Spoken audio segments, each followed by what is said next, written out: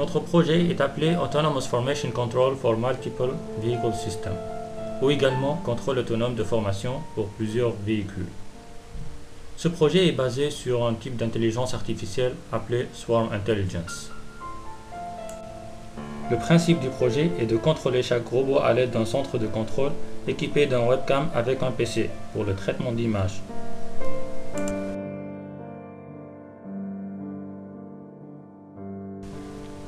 Ce PC est directement lié avec le Compact Trio en utilisant le protocole Ethernet. À l'intérieur du Compact Trio tourne notre algorithme de régulation. Puis, une commande sera envoyée à travers le RS-232 qui sera converti en protocole UART à l'aide du MAX-232.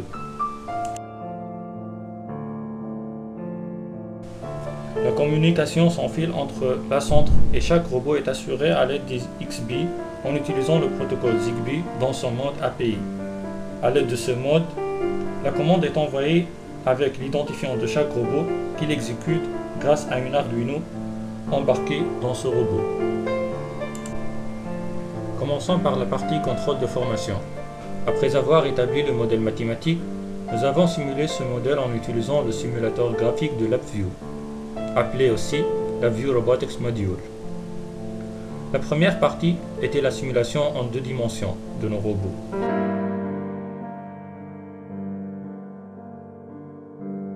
Et on observe en même temps des courbes d'erreur.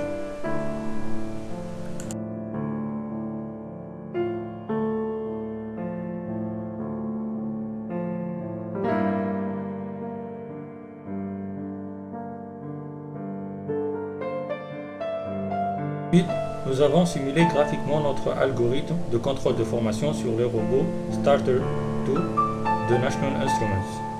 Comme vous le voyez, la formation est encore maintenue.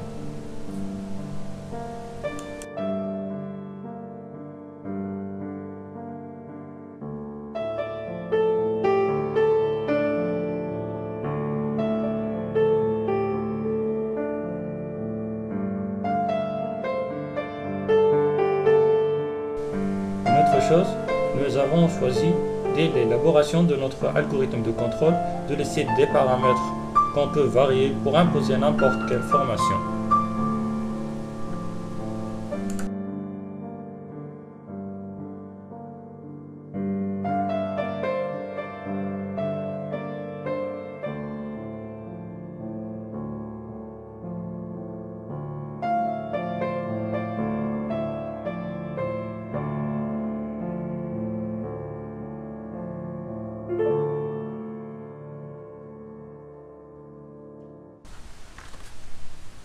Comme application de cette formation, on a choisi de faire le tracking d'une cible. Notre cible est commandée par une manette joystick. La tâche de nos robots est d'attaquer cette cible et de l'entourner, quoi que ce soit son mouvement.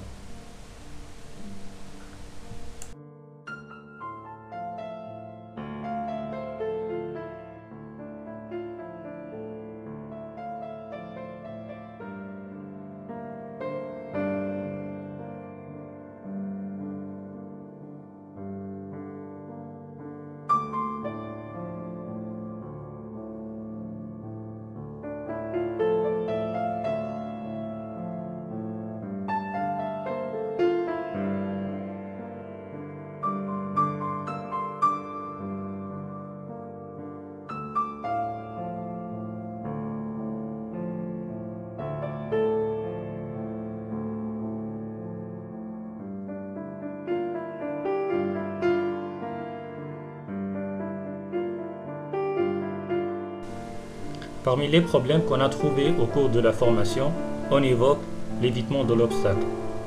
Et ce qui rend la tâche encore plus difficile, c'est que nos obstacles sont les autres robots et sont en fait des obstacles dynamiques.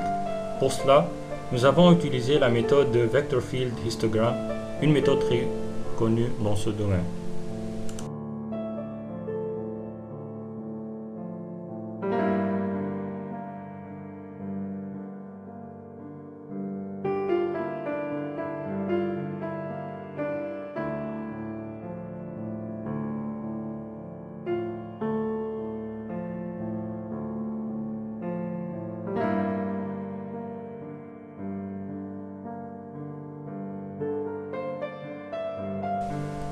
Passons maintenant à la partie réalisation du projet.